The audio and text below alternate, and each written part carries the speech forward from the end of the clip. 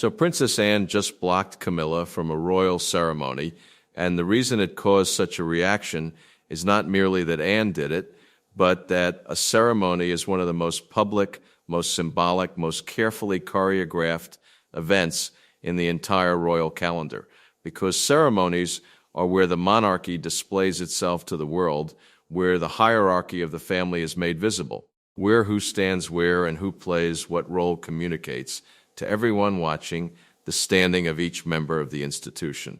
And so to block someone from a ceremony or from a role within it is not a private matter. It is a public statement visible to all about that person's place in the institution. And when Anne blocked Camilla, when she prevented her from a role she had expected to play, Camilla's reaction was intense because she understood that the blocking was not merely a private slight, but a public diminishment. Let me take you into what happened, because the significance is entirely in understanding what ceremonies represent and what it means to be blocked from one. To understand why the blocking caused such a reaction, you first have to understand the role that ceremonies play within the monarchy, because ceremonies are not merely events. They are the institution's most important displays, the occasions on which the monarchy presents itself to the public and to the world. And within a ceremony, every detail carries meaning. Who is present, who is absent, who stands where, who plays what role, all of it communicates the hierarchy of the family, the standing of each member, their place in the institution. A ceremony is, in a sense, a map of the family's internal order made visible for all to see. And so a person's role in a ceremony is a marker of their standing, a public statement of their place in the institution. To hold a significant role is to be recognized as important. To be blocked from a role is to be publicly diminished. This is why Anne's blocking of Camilla was so significant, because it was not a private matter that could be handled discreetly, away from public view. It concerned a ceremony, a public event, and so the blocking would be visible, noted, understood by everyone who observed the ceremony.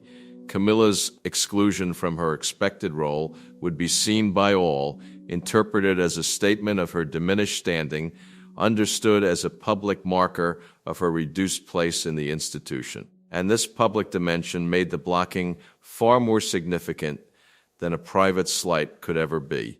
It was a diminishment enacted in public, before the watching world, a statement of Camilla's standing made visible for all to see. Before we go further, real quick, if you are into deep dives on royal stories that actually sit with the complexity instead of just picking a side, hit subscribe and join us here at Crown Watch. We are building something good. Okay, back to it. Here is what happened. A royal ceremony was being planned, and Camilla had expected to play a significant role in it, a role befitting her position as queen consort. But Anne intervened. She blocked Camilla from the role, preventing her from participating in the ceremony in the way she had expected. The blocking concerned a matter of the ceremony's organization, the allocation of roles and responsibilities, and Anne. Exercising the influence she had accumulated over a lifetime of service ensured that Camilla would not hold the role she had anticipated. Camilla was blocked, excluded from a significant part of the ceremony, and the exclusion would be visible to all who observed the event. The nature of Anne's blocking reflected the authority she has accumulated within the institution, because Anne, despite her characteristic distance from the family's politics, has become one of the most respected and influential figures in the monarchy. Her lifetime of service, her proven reliability, her deep understanding of the institution's workings have given her an authority that few can match. And when Anne chose to intervene in the organization of the ceremony, to block Camilla from her expected role, she did so from a position of genuine influence, an influence that made her blocking effective. Anne did not merely object to Camilla's role, she had the standing to ensure that the objection carried weight, that Camilla would indeed be blocked, that the exclusion would hold. The way Anne accomplished the blocking, by the accounts that have circulated, reflected the influence she wields within the institution. Because Anne did not need to stage a public confrontation or issue a dramatic objection to achieve her end. She worked through the channels that govern the organization of ceremonies, raising her concerns with those responsible for the ceremony's planning, exercising the influence that her standing conferred, and her influence was sufficient to ensure that Camilla would be blocked, that the role Camilla had expected would not be hers, that the ceremony would be organized according to Anne's judgment rather than Camilla's expectation. This quiet exercise of influence reflected the reality of Anne's standing, the extent to which her views carried weight in the organization of the institution's most important events. The effectiveness of Anne's blocking reflected the authority she has accumulated over a lifetime, because a less respected figure attempting to block the queen consort from a ceremonial role might have found their objection overruled, their influence insufficient, their attempt unsuccessful, but Anne's standing was such that her objection carried decisive weight, that her judgment about the ceremony's organization prevailed, that Camilla was indeed blocked. This effectiveness was itself a demonstration of Anne's authority, of the influence she has accumulated, of the respect her judgment commands within the institution. Anne could block the queen consort because Anne's standing was sufficient to make the blocking hold. The moment Camilla understood that she had been blocked has been described in the accounts that have circulated, and it captures the significance of the exclusion. Because Camilla had expected to play a significant role in the ceremony, had anticipated her participation, had prepared for the part she would play, and to learn that she had been blocked, that the role would not be hers, that she had been excluded from the ceremony she had expected to participate in, was a genuine shock. The recognition that Anne had intervened, that her influence had been sufficient to block the queen consort, that Camilla's expected role had been taken from her, landed with particular force. And Camilla's understanding of the public nature of the exclusion, of the fact that her diminishment would be visible to all, deepened the shock into something closer to fury. Camilla's reaction to the blocking was, by the accounts available, intense, because the blocking represented a public diminishment, a visible statement of her reduced standing, an exclusion that would be seen by all who observed the ceremony. And Camilla, who has fought for her position within the institution, who has worked to secure her standing, experienced the blocking as a profound blow. It was not merely the loss of a role, but a public humiliation, a diminishment enacted before the watching world. And Camilla's intense reaction reflected the depth of this blow, the pain of being publicly excluded, the humiliation of having her diminished standing made visible for all to see. The intensity of her reaction was proportional to the public nature of the blocking, to the visibility of the exclusion, to the humiliation of a diminishment enacted in public. Why would Anne block Camilla from the ceremony?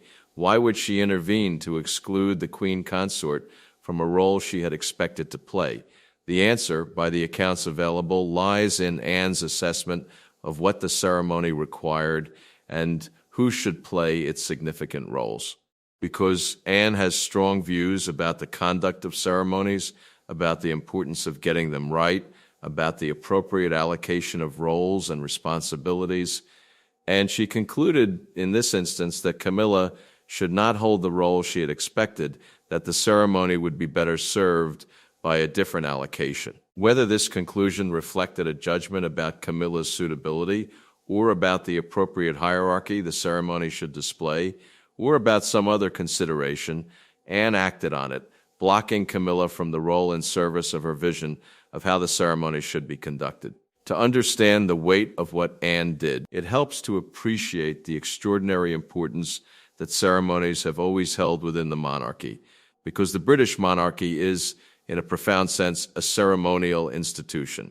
Its power is largely symbolic, expressed through ritual, display, and the careful choreography of public events. Coronations, jubilees, state occasions, all of these are the moments when the monarchy is most fully itself, when it displays its meaning to the public and to the world.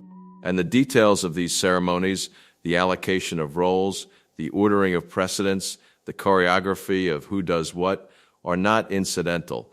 They are the very substance of the ceremony's meaning, the means by which the monarchy communicates its hierarchy and its values. Within this ceremonial tradition, the roles that individuals play carry enormous significance, because a role in a ceremony is a public statement of one's place in the institution. To play a prominent role is to be recognized as prominent. To be given a lesser role or no role at all is to be publicly positioned as lesser. The allocation of ceremonial roles is, in this sense, a public enactment of the family's hierarchy, a visible statement of who matters and how much. And this is why the blocking of Camilla from a ceremonial role was so significant, because it was not merely the denial of a task, but a public repositioning, a visible statement that Camilla's place in the institution was other than she had expected. The history of the monarchy is full of moments when ceremonial roles became the focus of intense contention, precisely because of their symbolic significance. Who walks where in a procession, who sits where at a ceremony, who is given prominence, and who is placed in the background, these questions have provoked fierce disputes throughout the institution's history, because everyone understands that they are not merely questions of logistics, but statements of standing. Anne's blocking of Camilla was another instance of this long tradition, another moment when a ceremonial role became the focus of contention, another occasion when the symbolic significance of a ceremony made its details a matter of intense dispute, and the intensity of Camilla's reaction reflected her understanding of this significance, her recognition that the blocking was a public statement of her standing rather than a mere logistical decision. The deeper significance of Anne's blocking lies in what it reveals about the public dimension of the family's disputes, because so many of the family's conflicts have been private, conducted behind closed doors, hidden from public view.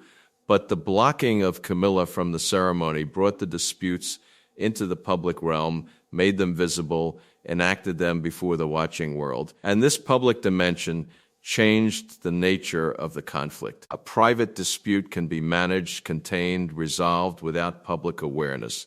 But a public diminishment, a visible exclusion, cannot be hidden. It is seen by all, interpreted by all, understood by all, as a statement of the family's internal order. And so Anne's blocking of Camilla, by bringing the dispute into the public realm, escalated it, transformed it from a private matter into a public statement of Camilla's diminished standing.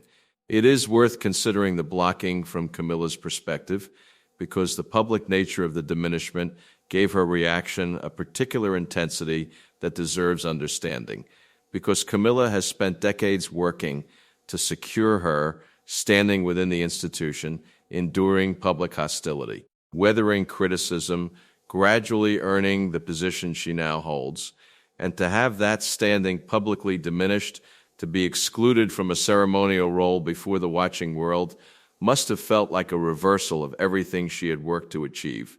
It was not merely a private setback, but a public statement that her standing was less than she had believed, a visible diminishment that the world would observe and interpret. And for a woman who had fought so hard for her position, this public diminishment was a particularly bitter blow. Camilla could argue, with some justice, that the blocking was unfair, that as queen consort she was entitled to the ceremonial role she had expected, that Anne's intervention overstepped the bounds of what was appropriate.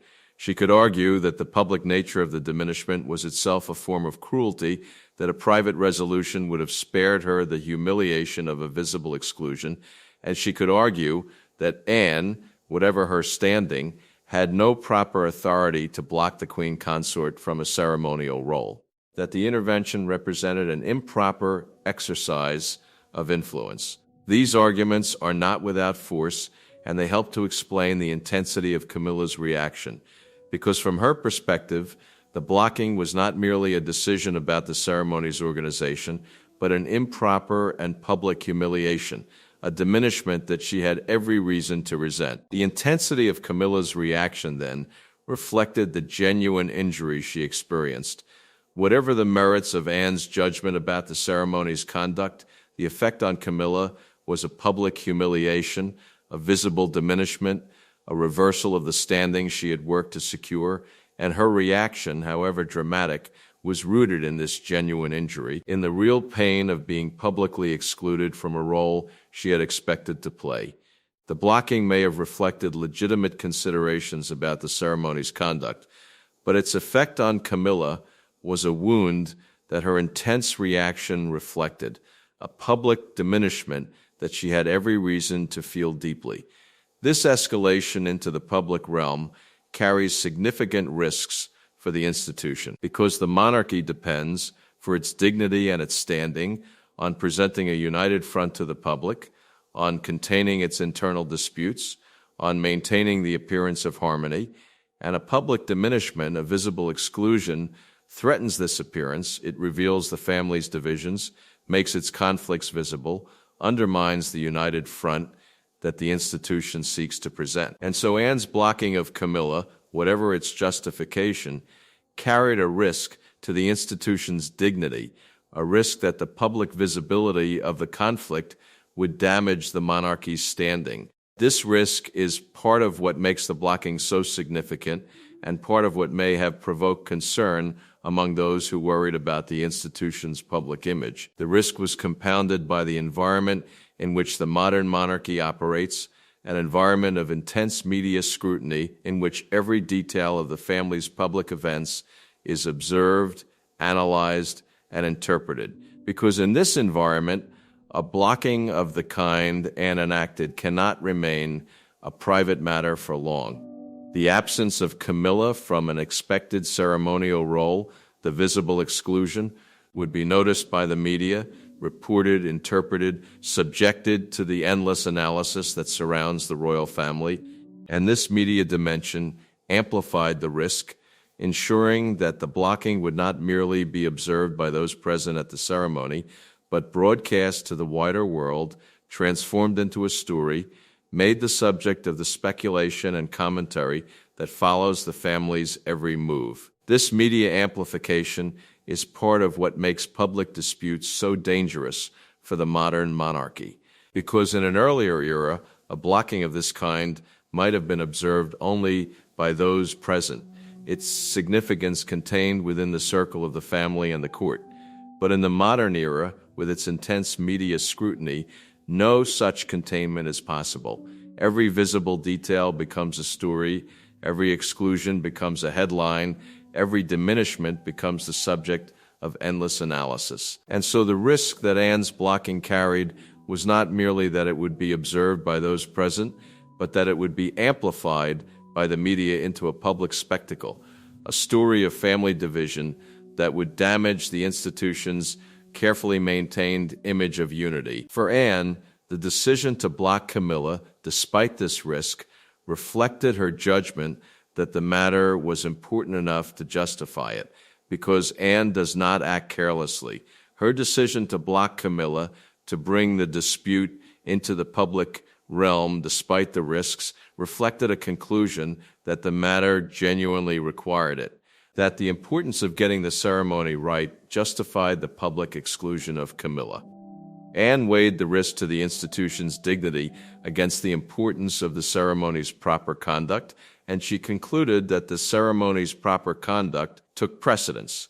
This judgment reflected Anne's priorities, her conviction that ceremonies must be conducted correctly, that the appropriate allocation of roles matters, that these considerations justified even the public exclusion of the Queen Consort.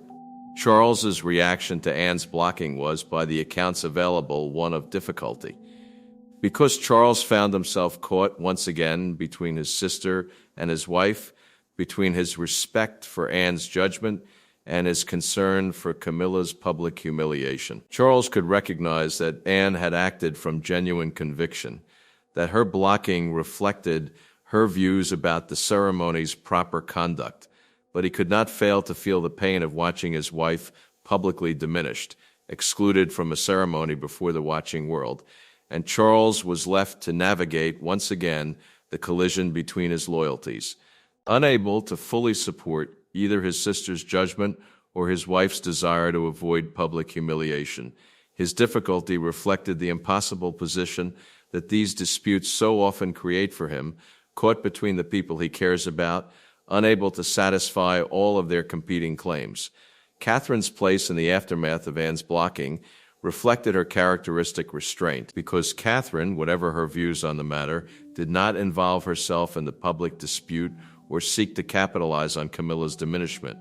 She understood the significance of the blocking, the public humiliation it represented, the escalation of the conflict into the public realm, but she responded to this understanding with the discretion that has always defined her, declining to add to the public nature of the dispute, refusing to treat Camilla's diminishment as an occasion for her own advancement.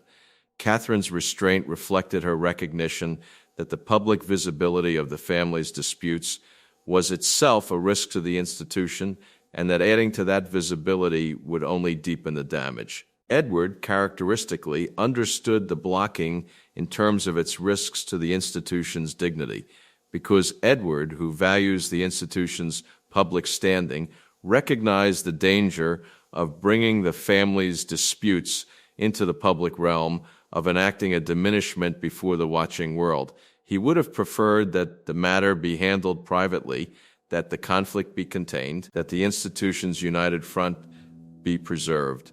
But he also understood Anne's conviction, her judgment that the ceremony's proper conduct justified the public blocking. Edward's understanding reflected his concern for the institution's dignity, his awareness of the risks that public disputes carry, his wish that the matter could have been resolved without the public visibility that the blocking entailed.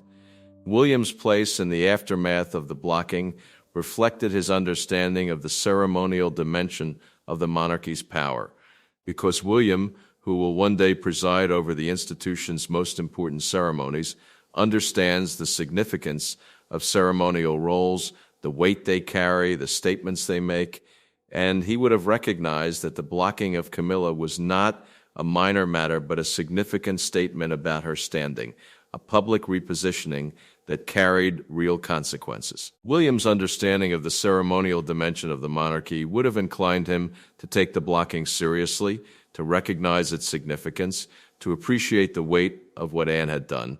Whether he approved of the blocking or not, he would have understood its importance, its implications for the family's hierarchy, its consequences for Camilla's standing. There is a question here about how the blocking fits into the broader pattern of the family's disputes over Camilla's position. Because the blocking was not an isolated event, but part of a larger pattern, a series of confrontations and decisions that have progressively diminished Camilla's standing and clarified the limits of her place in the institution's future. The blocking from the ceremony was another instance of this pattern, another moment when Camilla's expectations collided with the judgments of others, another occasion when her standing was diminished. And understanding the blocking as part of this larger pattern helps to explain both its significance and Camilla's intense reaction, because it was not merely a single decision, but another step in the ongoing diminishment of her position, another public confirmation of the limits that the family was placing on her role. This pattern suggests that Camilla's standing within the institution is being progressively clarified, and clarified in a direction she did not desire. The various confrontations and decisions, culminating now in the public blocking from the ceremony, have established step by step that Camilla's place in the institution's future is more limited than she had hoped, that her ambitions for an expanded role will not be realized, that her standing is being defined by others rather than secured by herself. And the blocking from the ceremony, by enacting this diminishment publicly, made visible what the pattern had been establishing privately, confirming before the watching world the limits that the family had been placing on Camilla's position. So here is what I want you to sit with. Was Anne right to block Camilla from the ceremony, to prioritize the ceremony's proper conduct even at the cost of a public diminishment? Or did the public nature of the blocking inflict an unnecessary humiliation on Camilla and an unnecessary risk on the institution that a more private resolution might have avoided? Does Anne's willingness to bring the dispute into the public realm reflect the strength of her conviction about the ceremony's proper conduct, or does it reveal a disregard for the institution's need to contain its disputes and maintain its united front? And was Camilla's intense reaction justified, the understandable response of a woman publicly humiliated? Or was it an overreaction to a decision that reflected legitimate considerations about the ceremony's conduct? There is no clean answer, and anyone who gives you one quickly has not sat with the full weight of what this blocking represents. What we know is this: Anne blocked Camilla from a royal ceremony, excluding her from a role she had expected to play. The blocking concerned a public event, and so it enacted Camilla's diminishment before the watching world, transforming a private dispute into a public statement of her reduced standing. Camilla's reaction was intense, reflecting the pain of a public humiliation, the depth of a diminishment made visible for all to see. And the blocking escalated the family's conflict into the public realm, carrying risks to the institution's dignity, even as it reflected Anne's conviction about the ceremony's proper conduct. The family, for better or worse, will be shaped by the public nature of this dispute, by the visibility of the conflict, by the diminishment enacted before the watching world, and the future of the monarchy has been given a reminder of how quickly its private disputes can become public statements, how easily its internal conflicts can be made visible, how significant the consequences can be when the family's divisions are enacted before the watching world. The next chapter of this family is still being written, and when it moves, we will be here to talk about it. If this video made you see any part of this story differently, drop your position in the comments. I read every one of them. And on a question this complicated, I genuinely want to know where you land. Subscribe if you are not already with us, because the next chapter is coming, and it is going to be one worth watching.